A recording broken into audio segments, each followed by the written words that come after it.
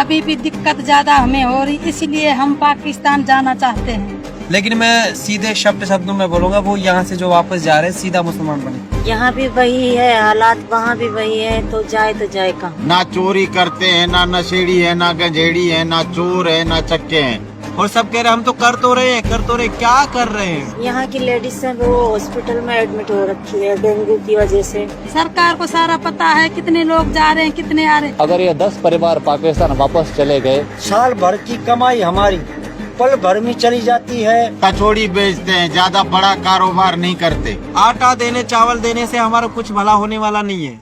जय श्री राम दोस्तों आजादी को दोस्तों हुए 78 साल हो गए।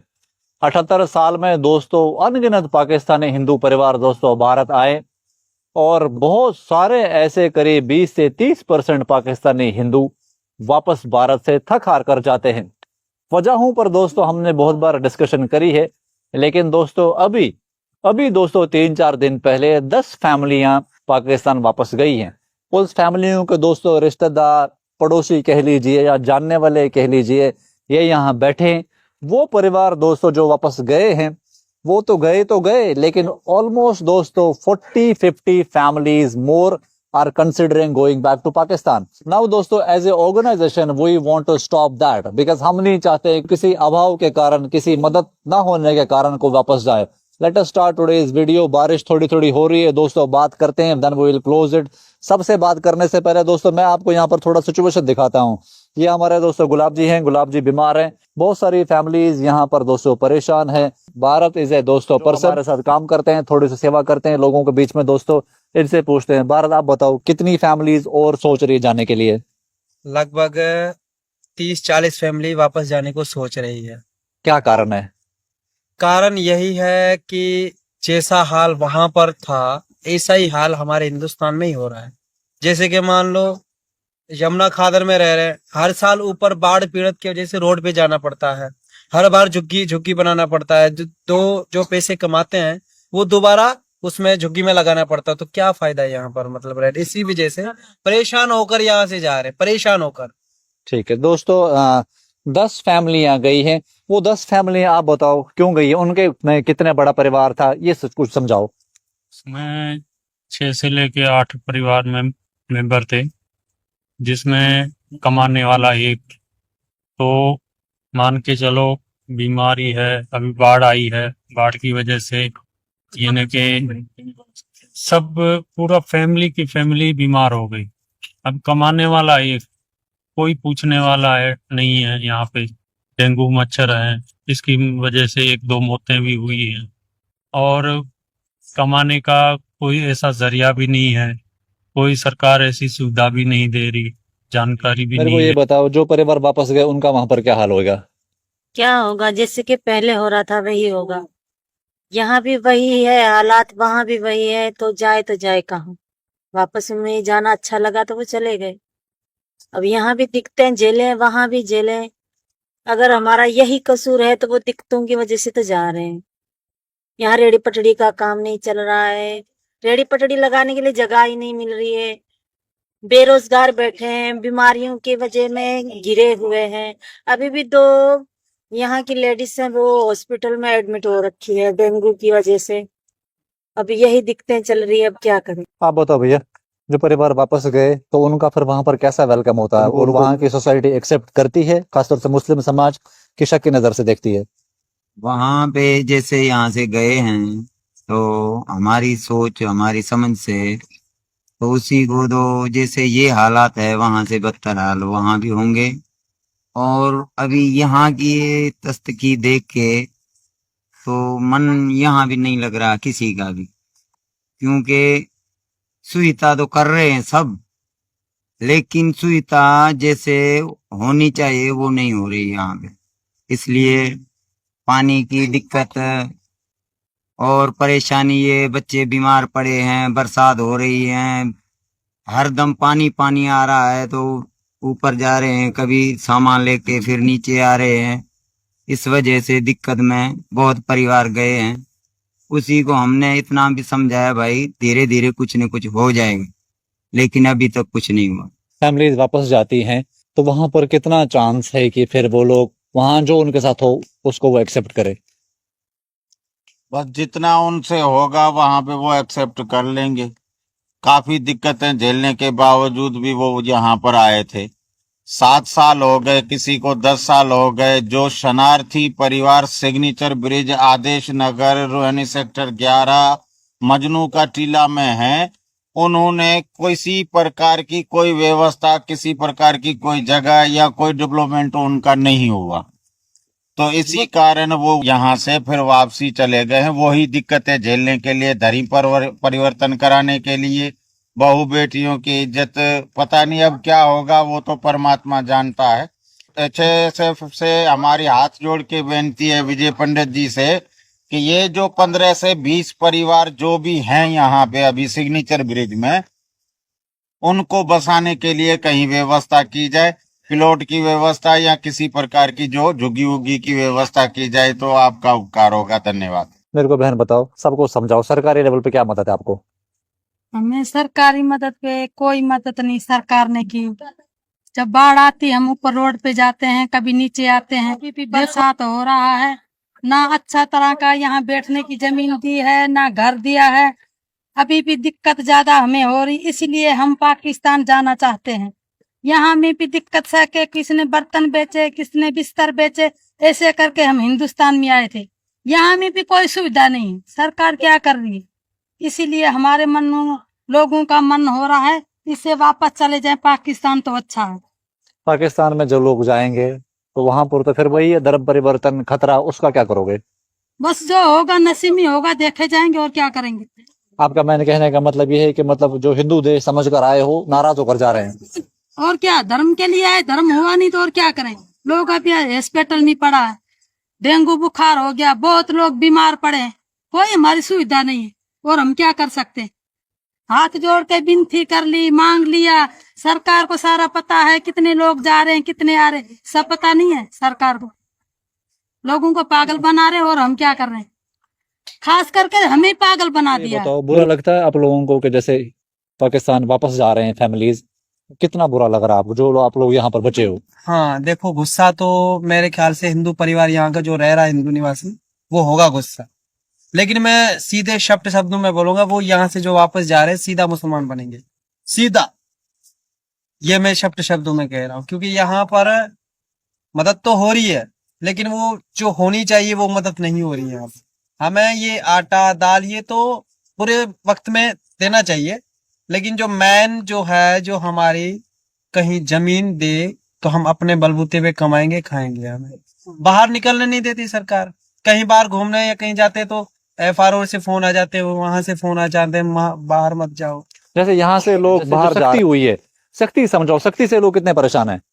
सख्ती से वजह से बहुत सारे लोग ये भी स्थिति आ रही है कि इसकी वजह से बहुत सारे लोग जा रहे हैं, क्योंकि कोई खेती बाड़ी करेगा, कोई कहीं काम कर रहा है, कोई कहीं काम कर रहा है। और सरकार को सब पता है कि जो हिंदू शरणार्थी आए हुए हैं उसमें सारा डॉक्यूमेंट्स दिया हुआ है, पता भी दिया हुआ है, और कुछ दिनों के लिए बाहर भी जा रहे हैं कमाने के लिए तो उनको कमाया नहीं दिया जाता, वापस भेज रहे हैं। वापस भेज देते हैं।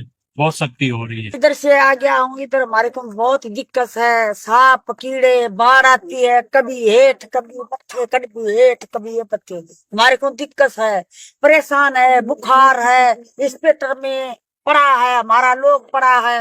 हमारे को दिक्कत, हमारे को जगह किधर मिल जाए, घर मिल जाए, हमारे को एहसान मिल जाए, खुद कमा के बच्चे खा लीजिए। बस सरकार की मेहरबानी होवे तो हमारे को जगह दे दे, बस जगह घर बन जाएगा ना तो बढ़िया हो जाएगा। लोग जो बाहर जाते हैं काम करने के लिए, मुझे पता है आपका परिवार भी गया था फरीदाबाद शहर काम करने के लिए, अभी क्या सख्ती हो रही है? वैसे हम तो पहले गए थे वहां पे, जैसे कानूनी कर्म तो सबको पता है, हम तो कानूनी के कर्म से आए हैं यहाँ पे, सब पता है। फिर हम चले गए वहां पे तो वहां से बोला कि तुम्हारी दिल्ली की वीजा है, तुम दिल्ली में रहो, यहाँ मत, फरीदाबाद में नहीं जा सकते? नहीं जा सकते। फिर वहां से हमें वो मुट्ठे पे जमीन ले रखी थी खेत बोने के लिए, तो हमें छोड़ना पड़ा, छोड़ के फिर मेहनत का नुकसान कितना हुआ आपको और पैसे का कितना नुकसान हुआ? नुकसान तो हुआ 50-60 हजार का नुकसान हो गया हमें। दोस्तों ये क्यों पूछ रहा हूँ मैं, क्योंकि यहाँ से जो लोग किसानी का काम करते हैं तो दे गो टू दोस्तों नियर बाई सिटीज, इनकी जो दिल्ली स्पेशल वीजा है, नियर बाई सिटीज में जाते हैं तो वहां से भी पुलिस उनको हाँ कर रही है कि भाई आप दिल्ली में ही जाओ। दिल्ली में यहाँ रेडियां उठ रही हैं तो काम कैसे करेंगे? You understand why people are going back. 2-2 महीने हो गए हैं एमसीडी यहाँ पे रेडियां लगाने नहीं देती। जो हमारा पेट का गुजर है, बच्चों के पेट पालने का गुजर है, वो कचौड़ी बेचते हैं, ज्यादा बड़ा कारोबार नहीं करते। रेडी पटड़ी का काम करके अपना बच्चों का पेट पालन करते हैं। ना चोरी करते हैं, ना नशेड़ी है, ना गंजेड़ी है, ना चोर है, ना चक्के हैं। और बाहर अगर निकलते हैं दिल्ली एनसीआर में, हम सोच रहे हैं कहीं अपनी किसानगिरी का काम, कपास चूनना, गेहूं काटना, ये काम करने के लिए जाते हैं तो पुलिस पूछती है भाई आप पाकिस्तानी हो, यहाँ क्यों आए, भागो जाओ दिल्ली के अंदर। वो मानते हैं कानूनी प्रोसेस, जो कानून के अंदर दायरे में रहेंगे तो हम सेफ रहेंगे। गलत कर्म नहीं करते, अपने बच्चों का पेट पालन पोषण करने के लिए जाते हैं। तो हमें HSF से हमारी दरख्वास्त है, सरकार से दरख्वास्त है, तो हमें बाहर निकलने की अनुमति दी जाए। सरकार की निगरानी में रहेंगे, सरकारी प्रोसेस जो भी होगा कर्म वो हम करने के लिए तैयार है। पासपोर्ट है, वीजा है, सब कुछ है हमारे पास। तो हम यही गुहार करते हैं सरकार से और हिंदू सम्मान फाउंडेशन से, तो हमें परमिशन दी जाए, हमारे बच्चों का पेट पालन कर सके। बस धन्यवाद। ठीक है, मेरे को ये बताओ, इतने सारे नेता हैं दिल्ली में, हिंदूवादी नेताओं से मिले हो क्या? मिला हूँ। क्या बोल रहे हैं? वो बोल रहे हैं, सिर्फ आशा दे रहे हैं कि हम आप लोगों के लिए कर तो रहे हैं और करेंगे। क्या कर रहे हैं?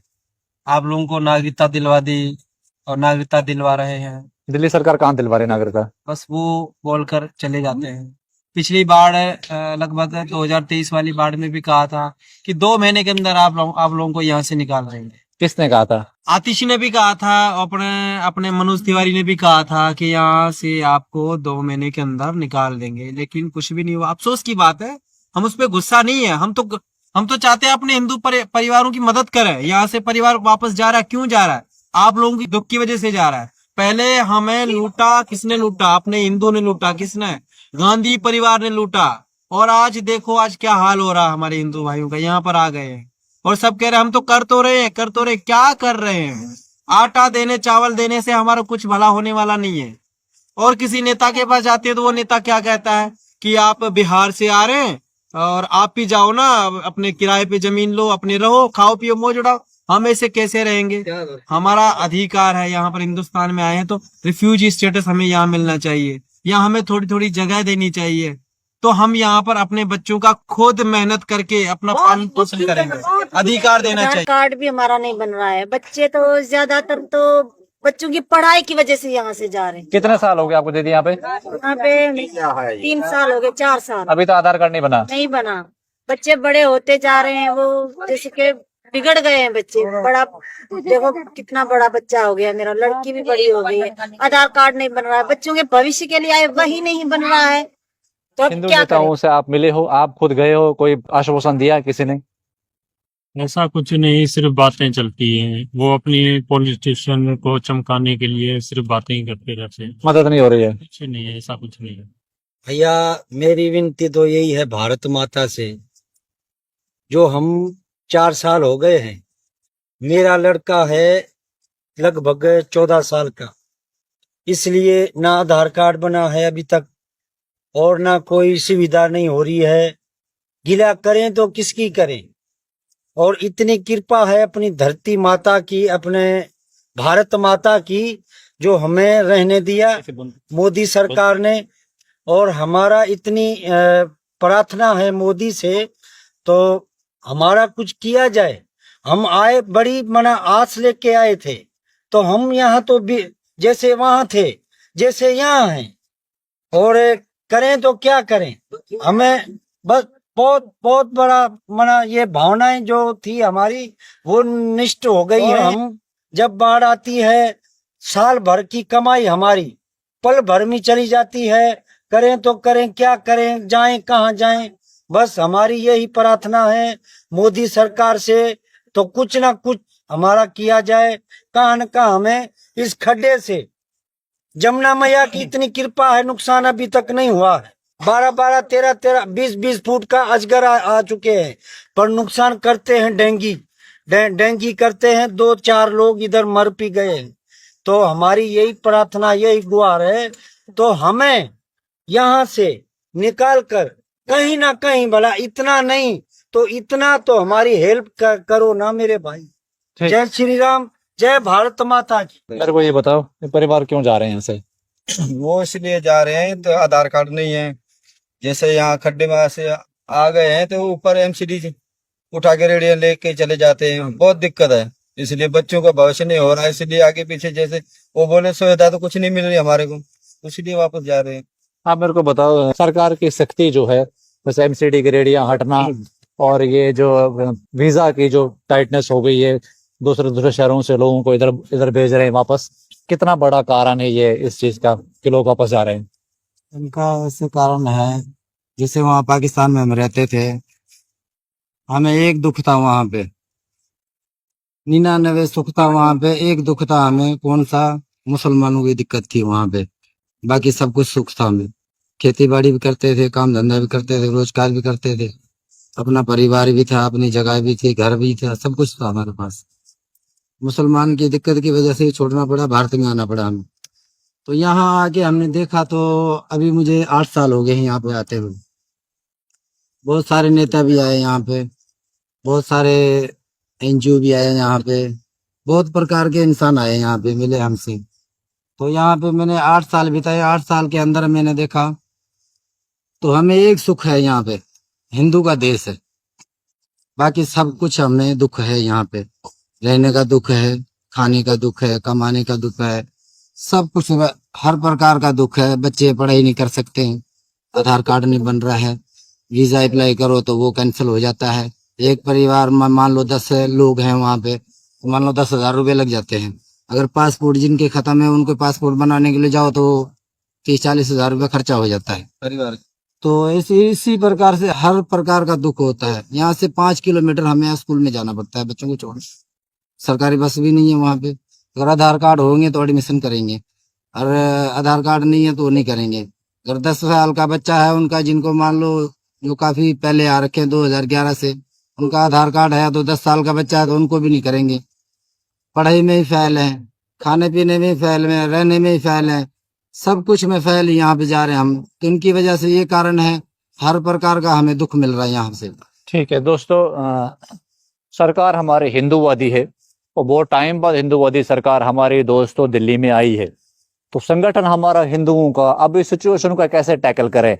अब ये तो नहीं कह सकते हम कि भाई सरकार हटाओ, केजरीवाल को लाओ। बड़ी मुश्किलों से तो हिंदूवादी सरकार दोस्तों दिल्ली में आई है, लेकिन सिचुएशन क्या है? ऐसा समझ ले दोस्तों, गैर जिम्मेदाराना रवैया है और हिंदूज आर नॉट कंसोलिडेटेड। अगर हिंदू वॉइस कंसोलिडेटेड हो दोस्तों, ये नेता यूं चल कर आएंगे। और दिल्ली के जो मिनिस्टरों का अगर बात करो, मिनिस्टरों का, पहले तो दोस्तों फोन पे फोन इनको हर रैलियों में लेकर जाते थे, अब वो फोन ही नहीं उठा रहे। मंत्री लोग इतने बिजी हो गए, उनकी सोशल मीडिया फीड देखोगे आप, कभी एक इवेंट में सुबह होते हैं, दोपहर में दूसरे इवेंट में होते हैं, शाम को तीसरे इवेंट में होते हैं, और उनकी पूरी रील पे रील दोस्तों चल रही होती है। ऐसे मंत्रियों को हम दोस्तों कैसे रियलाइज करवाए उनकी जिम्मेदारी का? एक तरीका है दोस्तों, मैं समझाता हूं। Tag all Delhi ministers in this video, tag all Hindu organisations in this video. और मैं पहले भी दोस्तों मैं कहता हूं, हिंदू ऑर्गेनाइजेशन जो बड़ी बड़ी संस्थाएं हैं हमारे देश की, इनकी लीडरशिप को चेंज करने की जरूरत है। जैसे मनमोहन सिंह हटे तो देश में बिल्कुल ही जैसा माहौल उस टाइम पर था निराशा का, फिर मोदी जी आए तो एक नई पॉलिटिकल ऊर्जा आई। सेम चीज दोस्तों, जो हिंदू संगठनों के जो लीडरशिप है उसको तो दोस्तों चेंज होना चाहिए। और लीडर से मैं प्रार्थना करूंगा, आप प्लीज खुद ही रिजाइन कर दे, because population is not happy with you the way you are handling Hindu affairs. और नया कोई डायनेमिक लीडर्स आए जो जमीन पर काम करें, मंचों पर नेताओं के तलवे चाटते ही रहें और हिंदू समाज को भी उसी तरफ ड्रिफ्ट करें। अगर ये 10 परिवार पाकिस्तान वापस चले गए तो ये दोस्तों शर्मिंदगी की बात है पूरे 120 करोड़ हिंदुओं के लिए। और अगर 40-50 परिवार और, ये तो एक कैंप की बात कर रहा हूँ, 40-50 परिवार और सोच रहे हैं दोस्तों पाकिस्तान जाने की, तो ये तो मेरे हिसाब से चुल्लू भर पानी में डूब मरने वाली बात है, खासतौर से हमारे जैसे हिंदू संगठनों के लिए भी। क्योंकि दोस्तों ऑपरेशन सिंदूर के बाद क्या हुआ कि इतनी ज्यादा वीजा रिस्ट्रिक्शंस हिंदुओं पर कर दी है कि अब ये लोग फरीदाबाद, दिल्ली से फरीदाबाद एनसीआर में आता है, फरीदाबाद भी ये मजदूरी करने नहीं जा सकते। तो दिल्ली में तो इनकी रेडियां उठ रही हैं, फरीदाबाद ये मजदूरी किसानी का काम करने नहीं जा सकते। तो परिवार दोस्तों चलेगा कैसे?